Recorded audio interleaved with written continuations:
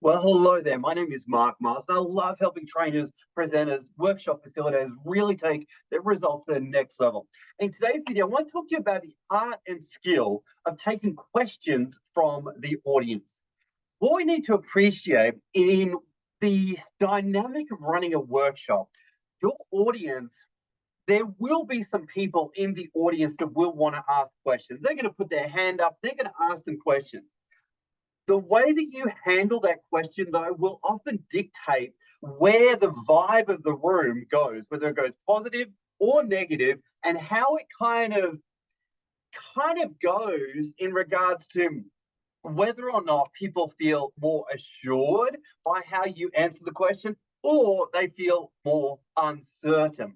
And what we need to appreciate is that when you're answering the question, you need to be able to discern what is actually coming at you.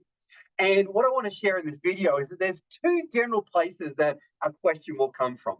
One is general curiosity, another could be challenge. And when you're answering a question, you need to be able to discern, is this person right now throwing a curiosity question at me or a challenge question at me? And the ways to deal with those two are very different. So grab a pen, get ready to write. And I want to just share some nuggets of wisdom around taking questions. So the first thing you always want to do is definitely validate the question. So when someone puts up their hand and says, blah, blah, blah, you say, that is a great question. Thank you so much for asking. Thank you so much for asking. You really want to validate people's questions because it makes them feel good. And generally, people putting up their hand is a bit of a vulnerable thing to do. And, they're sort of standing out in the crowd there. So, regardless of whatever the question is, say, that's a great question. Thanks for asking it.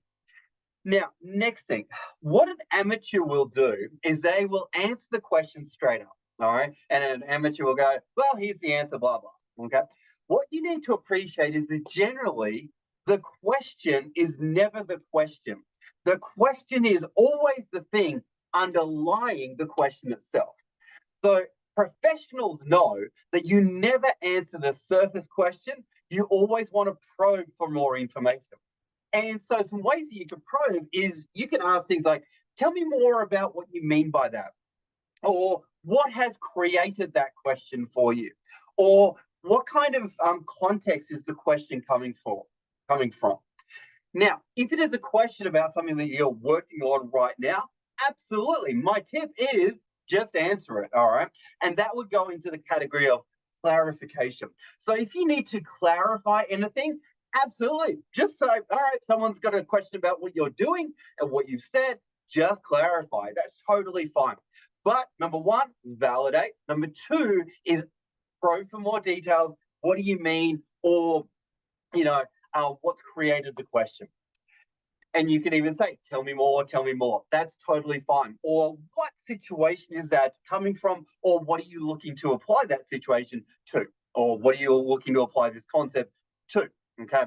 Because what you need to appreciate is there's always something underlying the question. And if you fall into the trap of answering the surface, they will typically say, yeah, but that's not what I mean. Or, yeah, but no, I'm thinking about it in this context, right?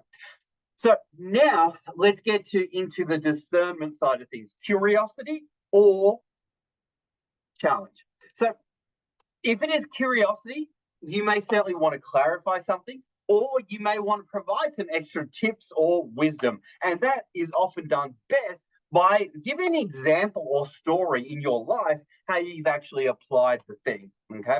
Now that would generally resolve or close the communication loop. And you can really teach again through sharing an experience that you've had or how you've actually applied the thing, so to speak. Now, let's get into the challenge category where they ask you a question or they disagree with something you've said, or they say, yes, but how about? Or yes, but what if? In that case, you may choose one of three tactics. Number one, what you can do is you can actually say, yep, that is a great point. What I highly recommend is check out this book or this reference or this article that really addresses exactly what you've just shared right there. And that really helped me out on my journey. Grab a pen, and everybody grab a pen and write this article name down or this book name down And that'll generally appease the person. And you can say, yes, that's a very valid comment. And in some circumstances, that is absolutely true. And the way that I sort of got a reframe around that was doing my personal research. And I read a book called XYZ, and it really helped me out. Okay. So, number one is provide an extra reference or maybe a video or anything that really has been helpful on your journey in relation to that thing that they've just asked you about. Number two, Number two is the whole come and see me after idea. Come and see me after, or come and see me at the next break. Now, that could be used when someone says, yes, but, or how about, or in my situation, that would have worked. And you can say, yes, absolutely. That is a very valid comment. And many people in your in similar circumstances have said exactly the same thing. And come and see me after, or come and see me the break, and we'll have a chat about how other people have used that concept in that particular very challenging situation, and we can work through what's going on for you right now. Would that be okay?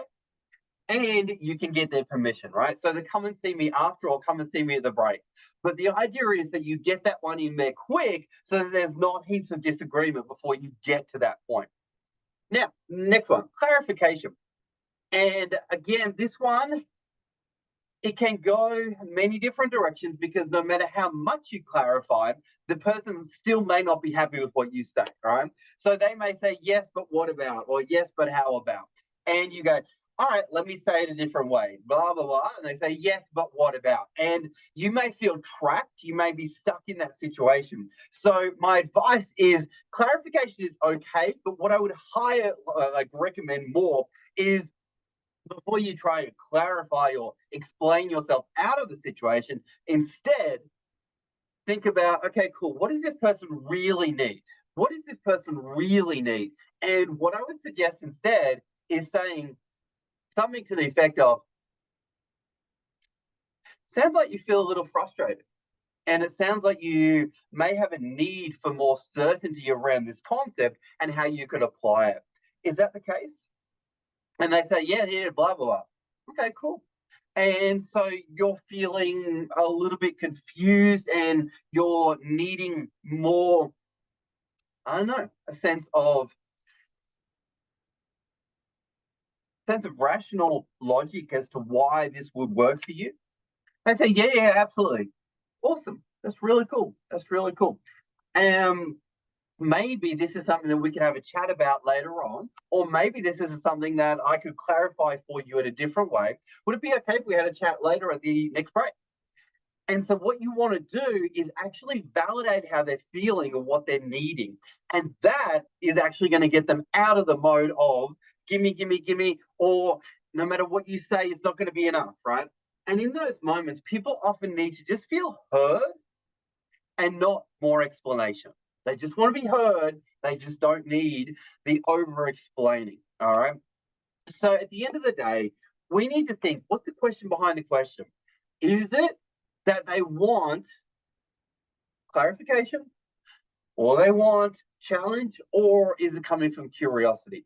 And the more that we can have that discernment, the more we're going to be successful at actually taking the questions. And as I said, never, ever, ever answer the surface level. Always ask the question, what's created the question? Or tell me a little bit more about the situation. Again, though, basics, if it's a question about what you're doing or the activity right now, feel free to answer it straight up. But if it's how would that work in my situation, or yes, I don't agree with that, or no, I don't agree with that, or that would have worked because, tell me, where's this come from, or any kind of challenge type question, you need to have the skills, knowledge, and the approach to handle it in a way that's going to resolve the situation and keep the room in a safe environment, because guaranteed, the moments where you're taking questions are the moments where people in the audience are really feeling a tinge of uncertainty and they're wondering, how is this going to go?